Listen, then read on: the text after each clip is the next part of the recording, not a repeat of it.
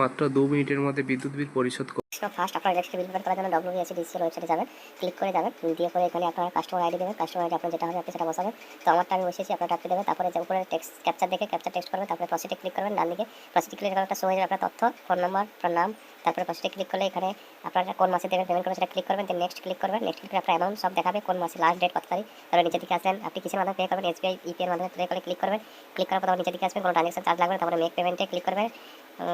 Click করার পর এখানে খুলে যাবে পেমেন্ট অপশন, সেখানে আপনি ইউপিআই দিতে পারেন, নেট ব্যাঙ্কিং দিতে পারেন, তো আপনার ডেবিট কার্ড ক্রেডিট কার্ড তাহলে করতে পারেন। ইউপিআই নিয়েছি আমি, ইউপিআই ক্লিক করে ওপেন কিউআর কোড ওপেন করেছি, দিয়ে কিউআর কোড শো হবে, সেই কিউআর কোডটা আপনারা ফোনপে, গুগল পে বা যে কোনো ইউপিআই অ্যাপের মাধ্যমে স্ক্যান করে সেই টাকাটিকে পে করে দেবেন। পে করে দিলে এই যে 3 মিনিটের মধ্যে আপনাকে পে করতে হবে, তো আমি পে করছি, অ্যামাজন থেকে পে করছি। তো পে হয়ে গেলে কমপ্লিট হয়ে গেলে এরকম একটা পপ আপ শো হবে, পপ আপে দেখাবেন যে আপনার ট্রানজাকশন সাকসেসফুল বলে।